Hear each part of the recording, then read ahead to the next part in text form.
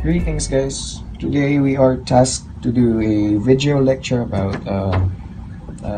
simple design of square isolated footing. So here's a given that we made.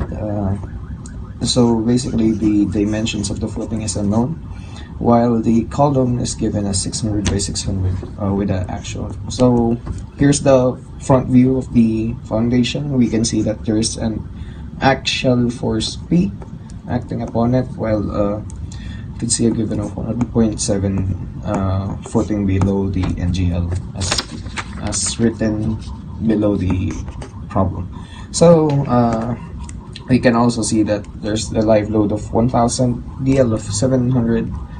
As I said, the footing is 1.7 below the NGL.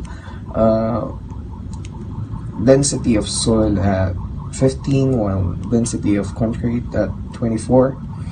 Allowable soil pressure is 200, FC prime 21, FY 360. The column dimensions with the rebars of it, like so, in this manner. And so for this problem, you need to use 25 millimeter main reinforcement bars. So that will be talked about by my other classmates. Okay, so for us to start the problem, we need to first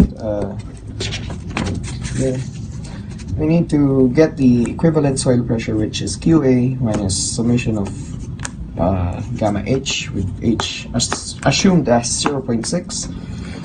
So QE equals 200 minus 0.6 times 24 minus 1.1 times 15, which will result in 169.1 kPa. Okay, so QE, after that we will use the QE and equate it to P over A, with P being the unfactored live load and dead load over the area, which is unknown, right? So B squared, since it's a square.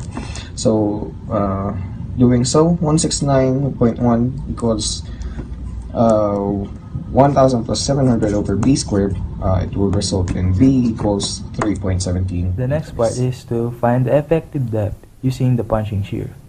Recall that our QU is equals to P over A, which is equals to 2440 kilonewton over the area, which is equals to 3.17 squared. QU is now equals to 241.81 kPa. Remember that our FC prime is equals to 21 MPa and our Fy is equals to 360 MPa. Our general formula for Vu is equals to safety factor times Vc times Vw times D. Vu is equals to 2440 minus our Qu times 0.6 plus D squared. 0.6 plus D squared came from this part. Now let's go to Vc. Vc is equals to 1/3 square root of 21 MPa.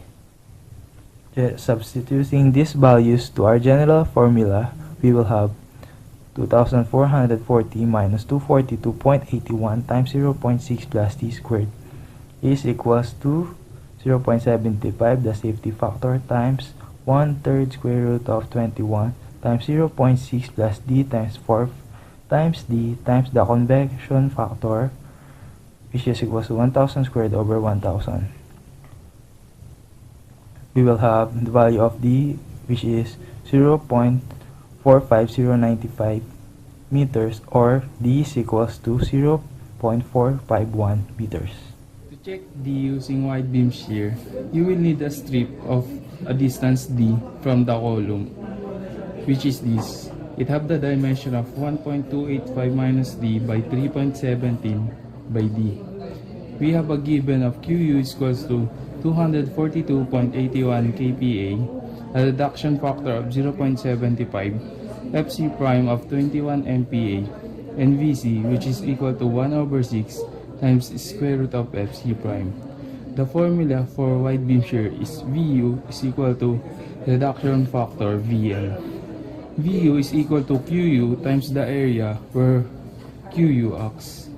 It is equal to 0.75 times Vc, which is 1/6 square root of times square root of 21, and times the area of the shear, which is 3.17 times D. And we have a 1000 for the conversion factor.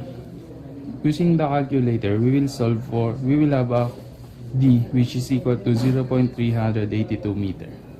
Hello guys, this is Jesse Gulveo and I'm going to talk about computing for steel reinforcement. To compute for steel reinforcement, we have the MU, which is the base, times the Q ultimate times this length, which is half of the base minus half of the column length, which is 1.285, and then the centroid, which has the value of MU, which is 635.48. On the second part, we need to use the formula MU is equals to phi RU BD squared.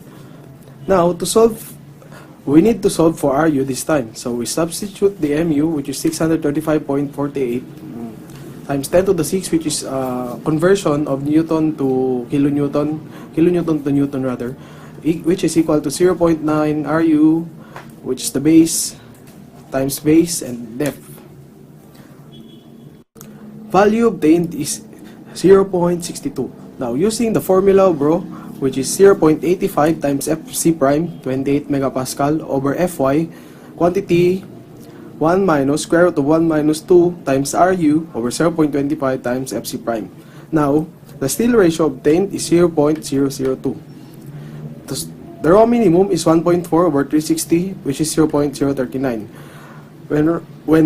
When steel ratio is 0.002 is less than when rho is less than rho min, we use the rho minimum. Now for the formula, AS is equal to rho minimum times BD. Now AS is equal to 7,417 millimeters squared, which is area of steel. Now the number of 25 steel bars, if we assume we will use a number of 25 steel bars, we divide the area of steel over the area which is 5 over 4 times diameter squared. Now, we computed 16 bars. So say 16 bars, 25 After checking the adequacy of the depth and knowing the number of flexure bars of the footing, you can already show and draw the details. In detailing the front view of the footing, how the flexure bars will be shown in the actual footing should be drawn here. Also, the diameter, clear spacing, and concrete cover of the flexure bars should be detailed. Next, the lateral ties are here.